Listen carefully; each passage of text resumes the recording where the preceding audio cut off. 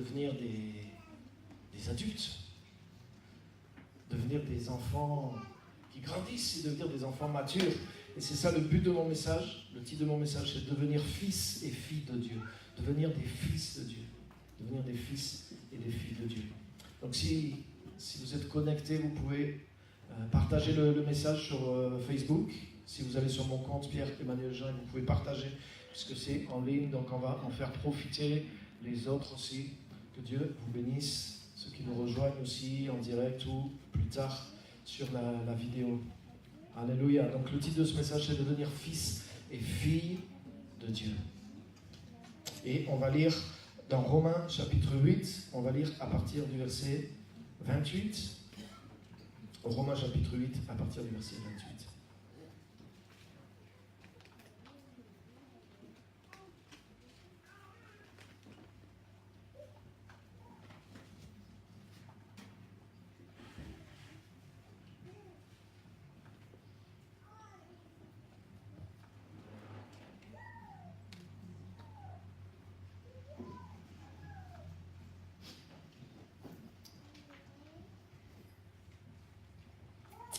Amen. Romains 8, 28, on va juste prier avant de se plonger dans la parole. On va demander à Dieu d'ouvrir nos cœurs, de nous aider à comprendre. Merci Seigneur pour ta parole, merci parce qu'elle vient de toi, tu l'as inspirée, tu nous l'as donnée, et elle nous révèle des choses qui nous sont cachées, qui sont cachées à notre intelligence, des choses qui n'apparaissent pas dans la vie courante, et ces choses-là peuvent nous sortir de la vie courante, parce que c'est une parole de vérité qui nous connecte à un autre domaine de vérité dans lequel tu veux nous faire entrer.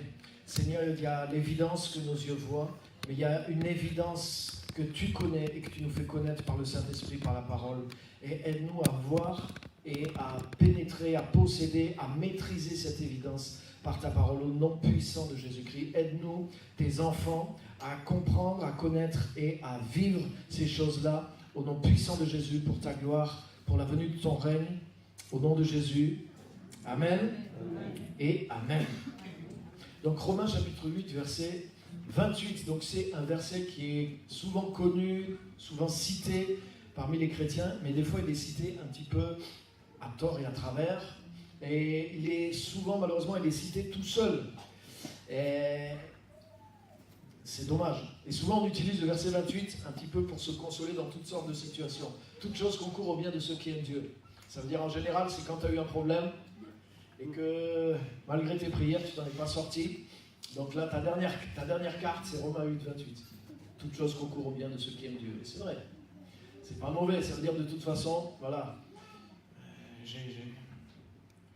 Ça n'a pas abouti, ça n'a pas été dans le sens où je voulais, ça n'a pas réussi, mais toute chose concourt au bien de ceux qui aiment Dieu. Ok ? Mais ça continue en réalité. Même le verset, souvent, on ne le prend pas entier. Regardez le verset 28 et on va lire le verset 29 aussi. Du reste, nous savons que tout contribue au bien de ceux qui aiment Dieu. Amen. De ceux qui sont appelés conformément à son plan. Déjà, il y a une nuance. Il y a une nuance. Nous savons que tout contribue au bien de ceux qui aiment Dieu. Il y a beaucoup de gens qui aiment Dieu. Il y a des non-chrétiens qui aiment Dieu aussi. Réellement. Mais ils ne le connaissent pas. Il y a des chrétiens qui aiment Dieu aussi, réellement, sincèrement, mais qui ne le connaissent pas. Il y a des chrétiens qui aiment Dieu, mais qui ne sont pas forcément engagés dans le plan de Dieu pour leur vie aussi. Donc, tout concourt au bien de ceux qui aiment Dieu, mais parmi ceux qui aiment Dieu, on pourrait dire, de ceux qui sont appelés conformément à son plan. Alléluia. Et c'est quoi ce plan ? Verset 29. En effet, donc ça continue. En réalité, on ne peut pas comprendre le verset 28 sans le verset 29, puisqu'il commence par en effet. Ça veut dire le verset 29 explique le verset 28. Il explique de qui il parle. En effet, ceux qu'il a connus d'avance, il les a aussi prédestinés à devenir conformes à l'image de son Fils, afin que celui-ci soit le premier-né d'un grand nombre de frères. Oh. Ceux qu'il a prédestinés, il les a aussi appelés. Ceux qu'il a appelés, il les a aussi déclarés justes. Et ceux qu'il a déclarés justes, il leur a aussi accordé la gloire. Alléluia. C'est des versets un peu Hein, on se demande, qu'est-ce que ça veut dire? Ça demande un peu de compréhension, ça demande un peu d'explication parce que ça va loin. Même le verset 30 parle au passé. Hein. Ceux qu'il a prédestinés, il les a appelés, il les a déclarés justes. Ceux qu'il a déclarés justes, il leur a aussi accordé la gloire. Il y a même une traduction qui dit il les a glorifiés. Donc c'est quelque chose qui est déjà accompli. C'est écrit en tout cas au passé comme quelque chose qui est déjà accompli. Donc il y a tellement de choses là-dedans. Mais je vais surtout rester sur le verset 29. Ceux qu'il a connus d'avance, il les a prédestinés à devenir conformes à l'image de son Fils, afin que celui-ci soit le premier-né d'un grand nombre de frères. Alléluia. Ça, c'est l'idée de Dieu. Ça veut dire que tout enfant de Dieu est appelé à devenir un fils, une fille adulte qui est semblable à Jésus-Christ. Jésus-Christ, l'idée de Dieu, c'est que Jésus-Christ soit l'aîné d'un grand nombre de frères. Ceux qu'il a appelés, il les a prédestinés à devenir semblables à l'image de son Fils. C'est pas pour quand on va aller au ciel. Hein.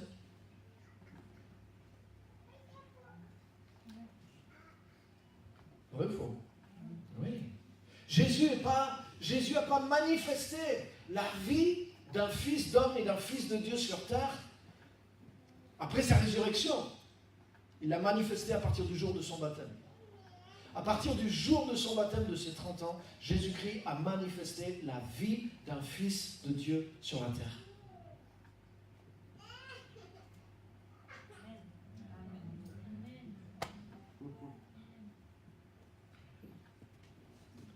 Et le verset qu'on vient de lire, Romains 8, 29, il dit que Dieu, tous ceux qui sont sauvés, tous ceux qui sont réellement devenus enfants de Dieu, Dieu les a choisis, les a appelés, les a justifiés, les a glorifiés, et il les a prédestinés, c'est-à-dire qu'il a prévu que chacun de nous devenions les petits frères, les petites sœurs, c'est-à-dire qu'on suive l'exemple, qu'on soit dans la lignée. Là, Jésus a ouvert un passage, il a été le premier. Il a été le premier d'une nouvelle humanité. Il a été le premier homme rempli de l'Esprit, à rester rempli de l'Esprit en tout cas. Et il a manifesté sur terre ce qu'est un véritable homme qui marche avec Dieu et qui est rempli du Saint-Esprit. Regardez dans les évangiles, Jésus a reconnu qu'il était le Fils de Dieu. Mais Jésus s'appelait continuellement le Fils de l'homme. Le Fils de l'homme. Et si tu te familiarises un petit peu avec l'hébreu, avec la Bible, le Fils de l'homme, ça veut dire celui qui appartient à la race humaine, ça veut vraiment dire ça. Ça veut dire celui qui est parfaitement un homme. Par exemple, quand il parle de Judas, la Bible dit le fils de la perdition. Donc ce n'est pas la perdition qui a enfanté Judas. Mais ça veut dire quoi? Ça veut dire que Judas appartient à la perdition. Quand, par exemple, Paul a parlé au magicien qui détournait de la foi le proconsul, il lui dit fils du diable. Fils du diable. Ça veut dire que tu appartiens vraiment au diable. Ça ne veut pas dire que il est le fils de diable comme Jésus est le fils de Dieu. On est d'accord? Ça veut dire que tu es vraiment tu es vraiment de la race du diable. Fils de la perdition, tu es vraiment toi de cette race de la perdition. Et quand Jésus s'appelle le Fils de l'homme, ça veut dire que Jésus assume, Jésus affirme qu'il est complètement un homme, qu'il est devenu complètement un homme. Et les amis, ça c'est tellement important à comprendre. Tout ce que, ça, captez bien ça, tout ce que Jésus a accompli, il ne l'a pas accompli en tant que Fils de Dieu. Il l'a accompli en tant qu'homme rempli du Saint-Esprit. Ça, c'est vraiment important à comprendre. Sinon, on ne peut pas devenir comme lui. Si Jésus a accompli ce qu'il a fait parce qu'il était le Fils de Dieu, bien sûr, à part la rédemption, la croix, ça appartenait à Jésus. Mais tout ce que Jésus a vécu en tant qu'homme, les choses qu'il a fait, la destinée qu'il a vécue en tant qu'homme pendant 3 ans et demi, Jésus l'a fait en tant qu'homme. Et il l'a dit lui-même, le Fils ne peut rien faire de lui-même. Tout ce que le Père fait, le Fils le fait pareillement. Le Fils ne peut faire que ce qu'il doit faire au Père. Regardez les amis, jusqu'à l'âge de 30 ans, Jésus n'a fait aucun miracle. Jésus a vécu comme un homme pieux, on pourrait dire, mais il a vécu comme un homme normal jusqu'à l'âge de 30 ans. Pourtant, il était né de l'Esprit. Donc Jésus n'avait pas le péché en lui. Donc Jésus n'a pas péché, mais il n'a pas manifesté non plus la vie divine d'une manière spéciale jusqu'à l'âge de 30 ans. Oui, il était bien éveillé spirituellement, il était différent, mais s'il était resté comme ça, franchement, l'histoire l'aurait oublié. Mais à l'âge de 30 ans, quand Jésus a pris son baptême et que l'Esprit de Dieu est réellement et pleinement venu sur lui, qu'il a été rempli du Saint-Esprit et accompagné de la personne du Saint-Esprit, là, Jésus-Christ a commencé à manifester une vie totalement différente pendant les 3 ans et demi qui ont suivi. C'est vrai ou c'est pas vrai? C'est vrai.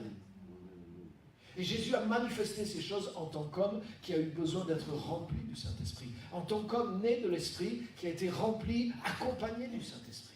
En tant qu'homme qui a complètement perdu sa vie pour servir Dieu aussi, les amis. Parce que le sens du baptême de Jésus n'a pas le même sens que ceux qui se sont fait baptiser par Jean-Baptiste.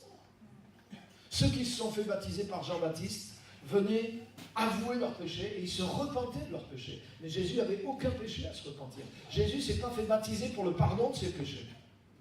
Vous savez qu'est-ce que Jésus a enseveli? Jésus a enseveli le charpentier de Nazareth.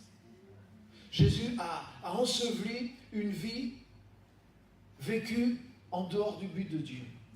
Et quand Jésus est rentré dans le baptême, il a fait mourir cette vie légitime. Il a dit, celui qui va ressortir, il ne vivra plus pour lui-même, mais il va vivre uniquement pour le Père, pour la gloire de Dieu et pour manifester la volonté du Père. Jésus a pu dire, ma nourriture, c'est de faire la volonté de celui qui m'a envoyé. Alléluia. C'est pour ça que l'Esprit de Dieu est venu sur lui. Alléluia. Tout ce que Jésus a accompli, il l'a fait en tant qu'homme rempli de l'Esprit. Et c'est pour ça, on a lu tout à l'heure, Dieu nous a choisis, nous a appelés en Jésus-Christ, pour que nous puissions devenir comme lui. Pour qu'avec l'aide du Saint-Esprit, avec la puissance du Saint-Esprit, nous puissions vivre en fils et en filles de Dieu sur la terre. Alléluia.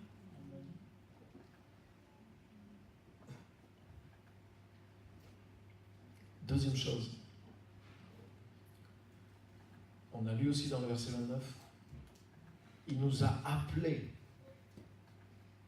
à devenir fils et filles de Dieu. Ceux qu'il a connus d'avance, il les a prédestinés à devenir conformes à l'image de son Fils, afin que celui-ci soit le premier-né d'un grand nombre de frères. Alléluia. Ça veut dire que dans notre appel, une des premières choses qu'il y a dans notre appel, c'est de grandir. C'est de passer d'enfant de Dieu, comme on a chanté, à fils et fille de Dieu. Alléluia. Là, dans Jean chapitre 1, verset 12, il est dit, à tous ceux qui croient en son nom, à ceux qui l'ont reçu, il a donné le pouvoir de devenir enfants de Dieu, lesquels sont nés, non pas de la volonté de l'homme, non pas de la volonté de la chair, mais de Dieu. Donc c'est question de naître, il est question de nouvelle naissance, à ceux qui croient, à ceux qui l'ont reçu. Mais beaucoup d'églises, beaucoup de chrétiens, le 90% de leur message, c'est ça, quoi. C'est amener les gens à venir à Jésus, recevoir Jésus, naître de nouveau, et après comme si tout est fini. Et après on garde ces nouveau-nés jusqu'à, on les garde dans des incubateurs, l'église, jusqu'au jour de leur mort où on les enterre et on les amène au ciel. On dit, ça y est. Et on essaie d'en perdre le moins possible. L'idée de Dieu, c'est pas ça. L'idée de Dieu, c'est le petit Timothée qu'on a vu tout à l'heure, pour qui on a prié. Je suis content aujourd'hui, mais si dans un an, vous le ramenez et qu'il est toujours au même format, on va prier, mais pour que quelque chose se débloque, quoi. Hein? Ça serait inquiétant. Là, c'est beau, il est magnifique, il est tout petit, il est en pleine santé, gloire à Dieu, on se réjouit pour lui, tout est beau, tout est merveilleux, tout est normal. Mais si dans un an, il est comme ça, il y a un problème. Si dans 5 ans, il est toujours comme ça, ça devient grave. Pourtant, il est un individu, il est un plein être humain, il est vraiment né, il est vraiment venu au monde. Mais il y a quelque chose qui devrait se produire qui ne se produit pas. Et c'est la croissance. Alléluia. La semaine dernière, rappelez-vous, qu'est-ce que je vous ai dit? Jésus a passé plus de 90% de sa vie à transformer sa propre vie pour amener cette croissance dans sa vie. Et il a manifesté la vie d'un fils de Dieu mature sur la terre. Alléluia. Alléluia. J'aime les chants, par exemple, on a chanté, je suis enfant de Dieu, ça m'a plu, on est dans le thème. On a chanté aussi, je crois en toi, tu feras des miracles.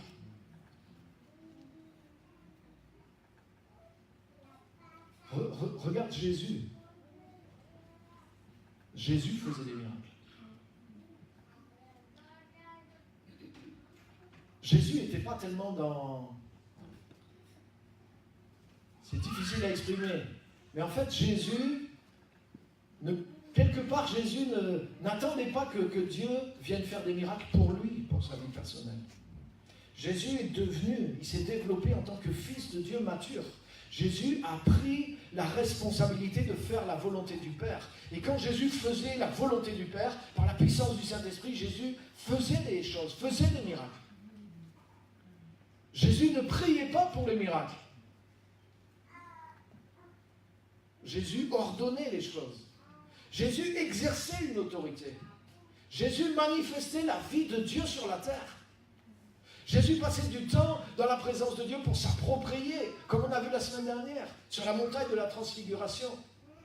Jésus vivait cette dimension dans la relation avec Dieu qui faisait que sa propre nature de fils de Dieu était bien solide, bien plantée en lui, bien active en lui. Mais Jésus était dans la dépendance de Dieu, mais Jésus agissait de ce qu'il avait et de ce qu'il était. Alléluia. Oui, bien sûr, c'était Dieu qui agissait au travers de Jésus, c'est écrit. Mais Jésus avait comme une autonomie pour agir. Les gens touchaient Jésus, les gens étaient guéris même. Alléluia. Pourtant, les gens priaient Dieu, les gens n'étaient pas guéris. Il y avait des gens qui priaient, ils n'étaient pas guéris. Il y avait un gars qui était à la piscine, il attendait depuis des années que quelqu'un le pousse quand l'ange touchait l'eau. Parce qu'il fallait qu'il y ait quelque chose qui se passe. Mais Jésus, lui, il s'était développé en tant que fils de Dieu. Il y avait Dieu en lui. Il n'avait pas besoin d'attendre que quelque chose vienne bouger. Il arrive, il dit au gars, lève-toi et marche. Et le gars s'est levé, il a marché. Ça faisait 38 ans qu'il attendait. Et il attendait que quelqu'un vienne le pousser dans l'eau depuis des années. Mais personne ne le poussait. Quelqu'un descendait avant lui. Ça veut dire que Jésus n'était pas juste dans l'attente que Dieu, son Père, fasse des miracles. Mais Jésus avait suffisamment quelque chose en lui pour provoquer la différence partout où il allait. C'est une différence. Beaucoup d'enfants de Dieu, ils attendent que Dieu vienne faire des miracles pour eux, pour leur vie. Fais un miracle parce que ma voiture est en panne. Alléluia. Fais un miracle parce que j'ai besoin de ceci, j'ai besoin de cela, j'ai besoin de ceci. C'est un petit peu comme les enfants d'Israël au désert, qui étaient dans l'immaturité en réalité. Et ils avaient des miracles, et ils dépendaient des miracles. Et ils devenaient même capricieux quand les miracles n'arrivaient pas assez vite. Et quand les miracles n'étaient pas souvent renouvelés, oui, on en a marre. Il y a un miracle tous les jours, la manne, mais la manne, on est dégoûté de cette manne, elle a toujours ce sale goût. On veut de la viande.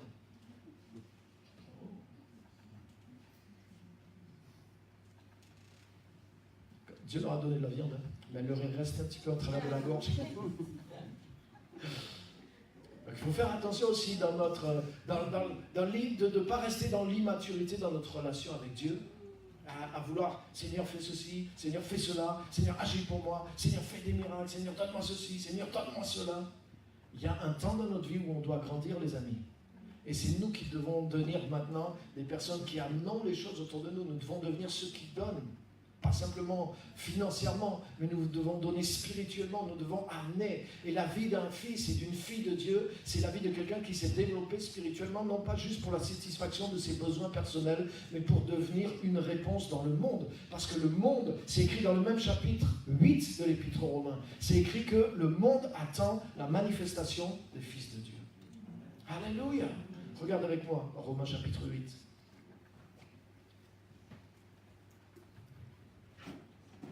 Le verset 19.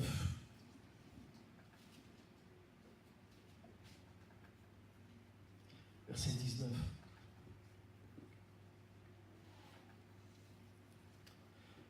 De fait, la création attend avec un ardent désir la révélation des fils de Dieu. En effet, la création a été soumise à l'inconsistance, non de son propre gré, mais à cause de celui qui l'y a soumise, Toutefois, elle a l'espérance d'être elle aussi libérée de l'esclavage de la corruption pour prendre part à la glorieuse liberté des enfants de Dieu. Alléluia. Alléluia. Tu as vu? Prendre part à la glorieuse liberté des enfants de Dieu. Mais elle veut, au verset 19, elle attend avec un ardent désir la révélation des fils de Dieu. Il y a une différence. Enfant de Dieu, on a cette glorieuse liberté, on est né nouveau, on est né de l'esprit. Tous les beaux chants qu'on a, Dieu est mon papa,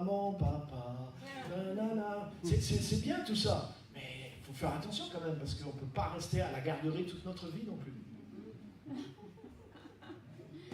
On a un rôle important à jouer là, sur la terre. On a un rôle important à jouer sur la terre en tant qu'enfant de Dieu. La création, elle attend la manifestation des fils de Dieu, pas le barbotage des enfants de Dieu.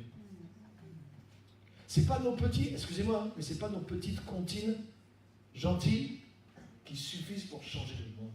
Nous, on a la liberté glorieuse des enfants de Dieu, mais le monde attend la révélation, la manifestation des fils et des filles de Dieu. Alléluia. Et on n'a pas le droit de rester enfant de Dieu et d'attendre notre salut, les amis.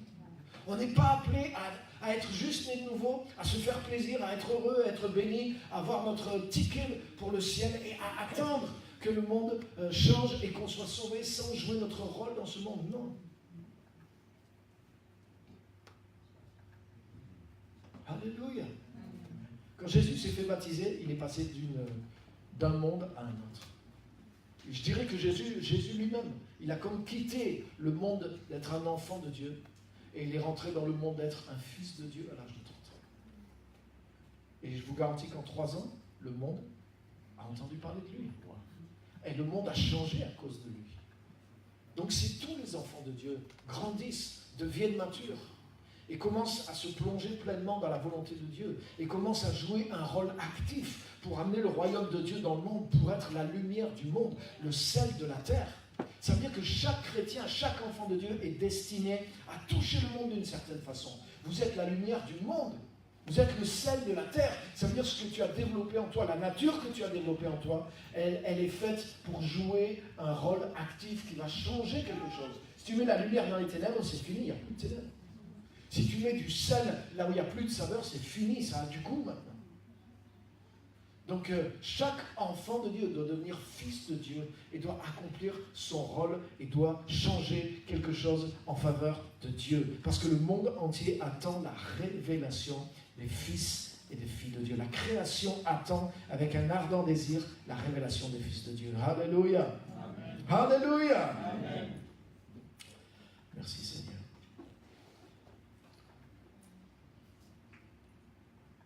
Troisième chose. Chaque enfant de Dieu, il a en lui un pouvoir de rédemption.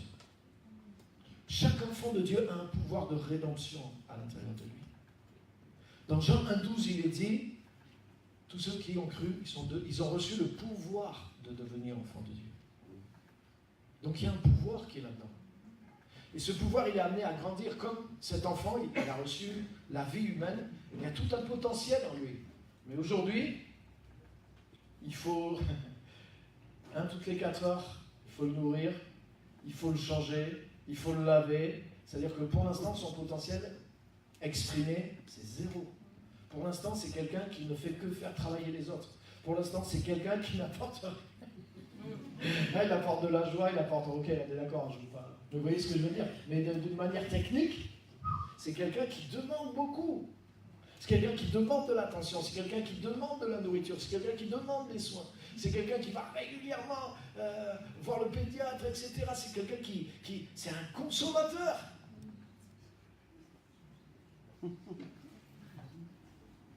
Et même les 2 parents, ils les consument, à lui tout seul. Ils les lui font. Et en affection, en amour, en attention, en soin, tout ce que tu veux. Et son potentiel, pour l'instant, ne se voit pas. Mais quand les années vont passer, son potentiel va grandir avec lui. Et son potentiel va s'exprimer dans le monde. Et il va manifester quelque chose qu'il aura développé pendant toutes ces années dans le monde. Et c'est le but de devenir adulte. C'est la même chose pour la vie en Christ. Chaque enfant de Dieu a un pouvoir, mais qui n'est pas un pouvoir humain, Il a reçu le pouvoir de devenir enfant de Dieu. Mais tout enfant de Dieu qui grandit, ça veut dire que le pouvoir qu'il a reçu pour être juste enfant, c'est le pouvoir pour devenir un fils, comme Jésus a été un fils. Et Jésus, en tant que fils, il a amené le royaume de Dieu là où il allait. Il travaillait avec le Saint-Esprit, mais il a amené la dimension du royaume de Dieu là où il allait. Quand Jésus a envoyé ses disciples, il leur a dit, n'importe où que vous alliez, dites aux gens, sachez que le royaume de Dieu s'est approché de vous. Alléluia. Ça veut dire un chrétien, il a la dimension du royaume de Dieu en lui. Un chrétien, il a un pouvoir de rédemption. Un enfant de Dieu qui grandit, il a un pouvoir de rédemption à l'intérieur de lui. Amen. C'est pour ça que chaque enfant de Dieu doit conquérir un territoire. Chaque enfant de Dieu doit conquérir un territoire pour Dieu et pour le royaume de Dieu. Alléluia. Quand Dieu a sauvé le peuple d'Israël, ils étaient esclaves en Égypte, vous connaissez l'histoire. Ils étaient esclaves de Pharaon. Ils ont, par des signes, des prodiges et des miracles, Dieu a fait de grandes choses. Il les a fait sortir de l'Égypte. La Bible dit qu'ils sont passés dans un baptême aussi, au travers de la mer Rouge. Donc ils ont été baptisés. Et ensuite, ils ont traversé le désert. Et à cause de leur attitude d'immaturité, ils sont restés pendant 40 ans dans le désert, alors que c'était un voyage de 11 jours. 11 jours, normalement, ils étaient déjà aux portes de Canaan. Mais ils n'ont pas eu la foi, ils n'ont pas mis leur confiance en Dieu pour aller tout de suite conquérir le territoire que Dieu avait pour eux. Et ils sont enfermés dans l'incrédulité, dans l'immaturité. Et c'est pour ça que Dieu a fait disparaître cette génération-là. Et c'est la génération suivante, à l'exception de Josué et Caleb, qui sont rentrés dans la terre promise. Et c'est tellement vrai ça. Le baptême, vous savez ce que c'est le baptême, les amis? Le baptême, c'est faire disparaître cette première génération. Parce que quand tu es né de nouveau, toute la personne que tu as été jusqu'à ce jour, elle est là, dans la mémoire, elle est stockée. Et cette personne-là, tu dois l'ensevelir dans le baptême. Parce que cette personne-là, elle veut que tu restes, même si elle a accepté que tu sois sauvé, mais elle veut que tu restes dans le désert. Ta vieille nature va chercher, en tant que chrétien, à te retenir dans le désert. Et c'est pour ça que tu dois l'enterrer, tu dois l'ensevelir d'une manière définitive. Parce que l'ancienne génération ne peut pas posséder le territoire de Canaan. Il y a une génération qui doit disparaître. Soit tu meurs en traversant la mer Rouge, soit tu vas mourir dans le désert. Mais tu ne peux pas rentrer dans le pays de Canaan si tu restes un enfant immature, si tu restes un enfant charnel, si tu restes une personne sous-développée en Jésus-Christ, si tu gardes les mêmes désirs, si tu gardes les mêmes choses qu'il y avait dans ta vie naturelle. Juste que tu es devenu un chrétien avec un peu de religion, mais tu ne peux pas conquérir Canaan. Ils étaient sortis d'Égypte, mais vous vous rappelez, l'Égypte n'était pas sortie d'eux. Et vous avez vu comment ils se sont comportés avec Dieu. Mais quelle honte! La Bible dit, ils refusèrent de lui faire confiance. Et ils ont offensé Dieu tant de fois. En réalité, ils n'étaient que centrés uniquement sur eux et sur leurs besoins. Uniquement. Leur foi, leur relation avec Dieu, pourtant il y avait la vraie présence de Dieu avec eux. Ils étaient dirigés par des gens qui connaissaient Dieu d'une manière extraordinaire. Ils avaient les oracles de Dieu qui apparaissaient au fur et à mesure des années de marche avec Dieu. La Bible était en train de s'écrire. Moïse leur transmettait des paroles qui venaient vraiment de Dieu. C'était extraordinaire. Ils voyaient Dieu avec leurs yeux, le jour, la nuit. Ils avaient des miracles tous les jours. Ils mangeaient de la miracle tous les jours. Mais tu sais quoi? Leur cœur n'était pas changé pour longtemps. En fait, ils pensaient qu'à eux. Et ils estimaient que Dieu devait être leur tout-puissant serviteur. J'ai faim. J'ai soif. Moïse, on a soif. Et quand ça traînait trop, ils étaient prêts à tuer Moïse. Ça y est, au bout de 2-3 jours que le service avait du retard, ils s'en prenaient à Moïse, ils étaient prêts à le tuer. Et ce n'est pas arrivé une fois, c'est arrivé quantité de fois. Tu regardes l'histoire d'Israël au désert, c'est que ces choses-là. Ils étaient centrés sur eux, centrés sur leurs besoins, centrés sur toutes sortes de choses, mais qui étaient de l'immaturité, qui étaient une vie charnelle. Et à cause de ça, ils n'ont pas pu conquérir leur territoire.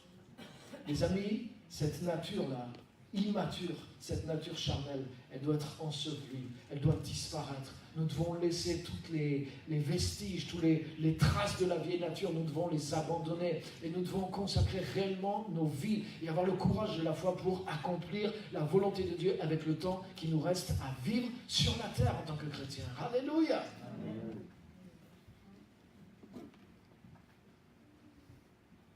La Bible dit car vous êtes morts et votre vie est cachée avec le Christ en Dieu. Normalement, en tant que chrétien qui a été baptisé, tu n'as plus le droit de continuer à vivre ta vie. C'est ça que ça veut dire réellement le baptême. Ça veut dire que normalement, tu ensevelis ta vie dans le baptême. Ça veut dire que tu n'as plus le droit de... C'est plus ta vie qui doit continuer. La Bible dit, vous qui avez été baptisés en Christ, vous avez revêtu Christ. Alléluia. Il est dit que Jésus est mort afin que ceux qui sont en lui ne vivent plus pour eux-mêmes, mais pour celui qui est ressuscité pour eux. Ça veut dire que normalement, quand tu sors des eaux du baptême, mais ta vie doit être pour Jésus. Tu ne vis plus pour toi-même. Il y a beaucoup de chrétiens qui continuent à vivre pour eux, mais avec l'aide de Dieu maintenant. Vous voyez, il y a une différence. Les enfants d'Israël, ils n'adoraient plus les dieux de l'Égypte, hein. Ils adoraient le vrai Dieu. Mais ils voulaient que ce vrai Dieu les serve. Ils voulaient que ce vrai Dieu les aide à accomplir leurs désirs à eux. Mais ils n'étaient pas prêts à faire ce que Dieu leur demandait de faire. Et Dieu avait un territoire pour chacun d'eux. Mais ceux qui ont pu conquérir ce territoire, ils avaient une mentalité différente. Josué et Caleb. Et toute la première génération, ils n'ont pas changé de mentalité, alors Dieu a changé de génération. Et c'est la nouvelle génération qui est rentrée dans le pays promis. Alléluia. Ce n'est pas notre vieille nature qui va rentrer dans le pays promis. C'est notre nouvelle nature. Pourquoi on est passé dans les eaux du baptême, les amis? Pour ensevelir notre ancienne vie. Et si maintenant je vis, comme dit Paul dans la chair, c'est plus moi qui vis, mais c'est Jésus-Christ qui vit en moi.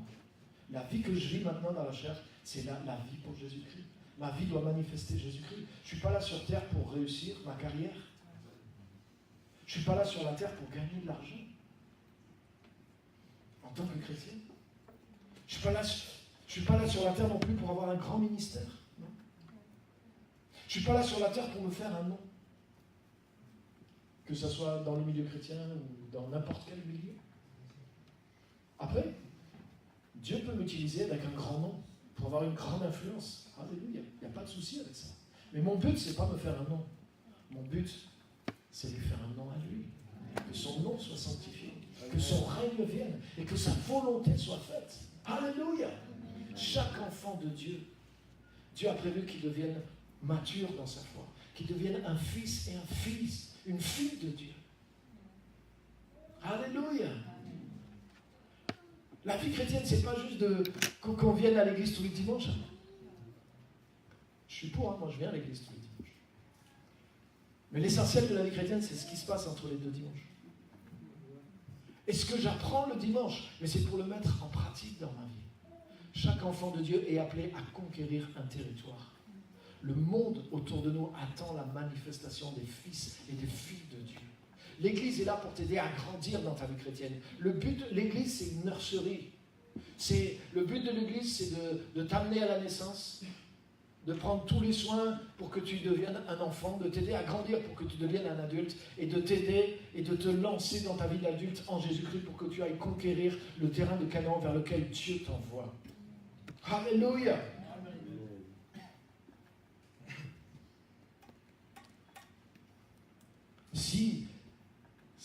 Si je me pointe à la crèche et que je leur dis, vous ne pouvez pas me garder cet après-midi, je ne pense pas qu'ils vont vouloir. Hein? Bien, monsieur, sinon on peut appeler Sainte-Marie si vous voulez, ou sinon partez d'ici. Oui, il y a une crèche pour les adultes, pour les gens comme vous, je ne sais pas. On les appelle, vous allez voir, ils arrivent, ils sont habillés en blanc, ils sont très gentils, tu verras, il y a des jouets là-bas. Parce qu'ils vont dire, ouais, lui, il a un problème. On est d'accord. Mais des fois, dans l'église, c'est ce qui se passe. Alléluia. Chaque enfant de Dieu porte à lui un pouvoir de rédemption. Quand tu es devenu enfant de Dieu, il y a un pouvoir de Dieu qui est en toi. Si tu grandis en Christ et que tu vis pour la volonté de Dieu, ce pouvoir de rédemption devient mature. Et si tu commences à aller vers le territoire vers lequel Dieu t'envoie, tu vas exercer ce pouvoir qui est en toi dans le territoire vers lequel Dieu t'envoie. Et tu vas manifester le royaume de Dieu et tu vas libérer une zone. Dieu t'envoie pour libérer une zone. Dieu t'envoie pour libérer des gens. Dieu t'envoie pour amener le royaume de Dieu dans un endroit, dans une sphère qui a besoin de rédemption. Tu crois que le monde autour de nous n'a pas besoin de rédemption? Amen. Souvent, nous, en tant que chrétiens, on reste enfermés dans l'église et on se plaint de tout ce qui arrive dans le monde. Mais si ça me choque ce qui arrive dans le monde, parce que ce n'est pas chrétien, pourquoi je ne vais pas changer quelque chose? Parce que j'ai le pouvoir de rédemption. Si je veux influencer la pensée qu'il y a dans ce monde, il faut que je parle. Si je parle que aux chrétiens, je ne peux pas changer le monde. Si mon rôle c'est juste de prier, ça ne changera pas le monde. Ça ne suffira pas pour changer le monde. Alléluia. Jésus n'est pas resté à prier. Mais Jésus a pris la responsabilité de manifester publiquement le royaume de Dieu. Et il est rentré dans son appel, il s'est mis à conquérir un territoire. Et il a commencé à former d'autres à faire la même chose. En tant qu'enfant de Dieu, notre vie doit être démarquée. Notre vie doit se démarquer. Parce que nous sommes tous appelés à conquérir un territoire. Alléluia. Alléluia. Et nous devons prendre la responsabilité de conquérir ce territoire. Je termine avec un dernier verset, Romains chapitre 1, verset 5.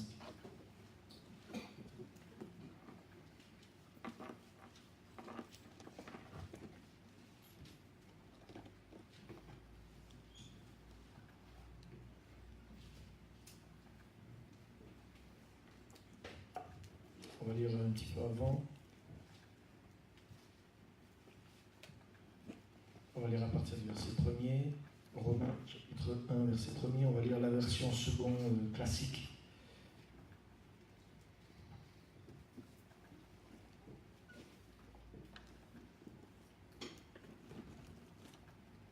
Alors on va terminer avec ça. Romains chapitre 1 et verset 1. Merci. Paul, serviteur de Jésus-Christ, appelé à être apôtre, mis à part pour annoncer l'évangile de Dieu qui avait été promis auparavant de la part de Dieu par ses prophètes dans les Saintes Écritures, et qui concerne son Fils, né de la postérité de David, selon la chair, Fils de l'homme, et déclaré Fils de Dieu avec puissance, selon l'Esprit de sainteté, par sa résurrection d'entre les morts, Jésus-Christ, notre Seigneur. Alléluia. La nature de Fils de Dieu, de Jésus, elle vient de l'Esprit de Dieu. Même là, ça appuie la même vérité. Et regarde bien, verset 5. Ce Jésus-là, qui est né dans la chair, c'est un fils de David selon la chair, mais c'est un fils de Dieu, avec puissance. Il est né de Dieu, et par l'Esprit de Dieu, il a manifesté la vie d'un fils de Dieu. Et bien, par ce Jésus-là, qui est né qui est un fils d'homme, comme nous, mais qui est devenu un fils de Dieu par la nouvelle naissance et par une vie dédiée à la volonté de Dieu au Saint-Esprit, comme nous pouvons le devenir. Par ce Jésus-là, nous avons reçu la grâce et l'apostolat pour amener en son nom à l'obéissance de la foi tous les païens, toutes les nations. Il y a une traduction qui dit, parmi lesquelles vous êtes aussi, vous qui avez été appelés par Jésus-Christ. Alléluia. Ça veut dire quoi? Ça veut dire que tout enfant de Dieu qui croit dans ce Jésus-là, si tu comprends qui est Jésus, ce Jésus que tu as reçu, qui est à la fois homme, mais qui a manifesté la vie d'un fils de Dieu, qui est le grand frère, le frère aîné d'une multitude de petits frères. Ce Jésus, il t'a donné une grâce, un pouvoir en devenant enfant de Dieu. Mais aussi un apostolat, c'est-à-dire c'est un mandat, c'est-à-dire c'est une autorisation légale. Ça veut dire que tu as un pouvoir, mais tu as une autorité pour ramener à la foi toutes les nations. Mais qui était Paul, par exemple? Même si tu dis c'est juste Paul qui a pu dire ça, mais qui était Paul? Paul, c'était quand même qu'un homme ordinaire. Et quand il a été sorti même de son réseau de pharisiens, les pouvoirs qu'il avait sur terre, il n'avait plus rien du tout. C'était quelqu'un qui était tout seul. Il s'est retrouvé avec les chrétiens, mais il n'avait pas de pouvoir humain spécial. Mais il était convaincu que par Le fait qu'il était relié à Jésus, que lui aussi il était devenu un fils de Dieu et qu'il avait un mandat et une autorité pour que toutes les nations obéissent à la foi. Tu te rends compte? Il avait cette force en lui, cette conviction. Il savait qu'il avait un pouvoir de rédemption en tant qu'enfant de Dieu, en tant que fils de Dieu, pour faire obéir à la foi des nations entières. Alléluia. Chaque enfant de Dieu, il a une nation à conquérir. Chaque enfant de Dieu, il a un territoire à conquérir. Et Dieu te donne de l'autorité dans le territoire dans lequel il t'envoie. Et cette autorité, ce potentiel, va se manifester en toi qu'à partir du moment où tu vas aller travailler dans ce territoire-là. Jésus n'avait pas besoin d'être rempli du Saint-Esprit pour monter des charpentes.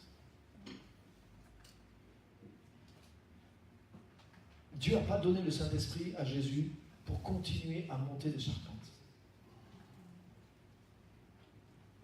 Quand Jésus s'est dédié et qu'il a été vers ce que Dieu lui demandait de faire, l'Esprit de Dieu est venu sur lui. Chaque enfant de Dieu a un potentiel de rédemption pour conquérir un territoire. Il a une autorité qui est en lui, qu'il a reçue quand il est né de nouveau. Mais ce potentiel se développe au fur et à mesure que tu te développes, que tu deviens fils de Dieu. Et ce potentiel se manifeste pleinement quand tu commences à rentrer dans ton territoire, que tu rentres dans ton appel et que tu commences à exercer cette foi, cette autorité que tu as pour conquérir ton domaine d'appel. Comme Paul l'a fait, nous avons un mandat, nous sommes envoyés, nous avons cette autorité pour amener à l'obéissance de la foi. Paul était envoyé vers toutes les nations. Et il savait qu'il avait une autorité pour le faire et il l'a fait. Il arrivait tout seul dans des endroits et il arrivait à amener cette nation à la foi. Si Dieu t'envoie dans un endroit, dans un secteur, vers certaines personnes, dans certains domaines, mais Dieu t'a donné l'autorité pour aller conquérir ça. Et en tant qu'enfant de Dieu, c'est ce que nous devons rechercher, les amis. Nous ne pouvons pas rester juste des enfants, des bébés de Dieu. Nous sommes appelés à devenir des fils et des filles de Dieu. Nous ne sommes pas appelés à utiliser Dieu pour nos fins égoïstes. La puissance de Dieu, les miracles de Dieu pour nous, pour mettre du pain sur notre table. Non, non, non. On est appelé à se mettre au service de Dieu et à exercer ce qui est à l'intérieur de nous, ce pouvoir de rédemption qui est à l'intérieur de nous, parce que la création attend la révélation des fils et des filles de Dieu. Alléluia. On va se lever, on va terminer par la prière. Seigneur, je te remercie pour ta parole, je te remercie pour ta grâce, je te remercie pour ce qui est écrit tout simplement et qui est tellement clair. Et ce que Jésus a fait, nous pouvons le suivre et nous pouvons devenir comme lui. Il est devenu le frère aîné en tant que fils d'homme, rempli du Saint-Esprit. Et il a manifesté la volonté de Dieu dans la création. Il a pris la responsabilité d'étendre le royaume de Dieu là où il était appelé et envoyé. Et le monde a vu la différence. Seigneur, nous ne pouvons pas rester juste chrétiens que dans l'Église, chrétiens que dans le domaine dans lequel tu nous as placés pour grandir. Nous avons un rôle à jouer, nous avons une rédemption à apporter autour de nous. Et je te remercie, je te demande de nous aider chacun de nous à voir ces choses-là, à grandir, à devenir vraiment des fils, des filles matures, à chercher ton plan, ta volonté et à commencer à exercer cette autorité dans les domaines dans lesquels tu nous envoies pour les conquérir. Montre-nous les territoires auxquels tu nous appelles. Montre-nous comment grandir encore et les territoires dans lesquels tu nous appelles pour pouvoir les conquérir pour le royaume de Dieu au nom puissant de Jésus-Christ. Alléluia. Alléluia. Alléluia. Merci Seigneur Jésus. Alléluia. Amen. La vie chrétienne, il n'y a pas juste que le début, c'est de A à Z. Dieu, l'alpha, l'oméga, il y a un processus complet pour nos vies. Et Dieu a prévu quelque chose d'extraordinaire au travers de nos vies aussi. Et vraiment, Seigneur, je te remercie pour ça. Merci pour l'appel pour nos vies, qui n'est pas juste un appel pour nous, pour être sauvés, pour être protégés, pour être bénis. Ce n'est pas juste quelque chose qui nous concerne, mais c'est quelque chose qui concerne aussi les autres au travers de nous. Parce que le monde entier a été comme vendu à la vanité, à la corruption. Et c'est nous qui allons être une part de la rédemption. Merci Seigneur de nous montrer ces choses-là. Merci pour tous ceux qui ont fait ça avant nous dans l'histoire et qui ont ramené le monde vers toi, qui ont ramené le monde vers le royaume, qui ont ramené le royaume dans le monde et qui ont éclairé par leur lumière et qui l'ont marqué. Merci Saint-Esprit de nous utiliser dans cette génération, comme tu le dis, comme des flambeaux, afin de porter la lumière, la parole, la manifestation de Jésus-Christ dans ce monde. Nous sommes appelés à briller comme des fils et comme des filles, à manifester la nature, la puissance du Père et à racheter des territoires, à amener la rédemption dans plusieurs territoires. Merci Seigneur de nous montrer ces choses-là, de nous parler. Merci pour cette Église qui est une mission gospel sainte, Seigneur. Nous sommes, notre identité est dans notre mission et nous ne pouvons pas nous séparer de cette mission. Nous voulons continuer, Seigneur, de vivre dans cette mission, de grandir dans cette mission. Au nom puissant de Jésus-Christ, que ton règne vienne, que ta volonté soit faite, Seigneur, dans la terre où nous sommes, dans celle où tu nous envoies, comme au ciel. Nous sommes là pour amener la réalité du ciel sur la terre, les mêmes lois qui sont dans le ciel, les amener sur la terre. Nous voulons soumettre au royaume de Dieu les endroits sur lesquels tu nous donnes de l'autorité vers là où tu nous envoies. Au nom puissant de Jésus-Christ. Merci Seigneur. Merci pour les enfants de Dieu qui sont appelés à devenir des fils et des filles de Dieu. Amen. Merci Seigneur. Alléluia. Amen. Est-ce qu'on peut acclamer le nom de Jésus de notre Dieu?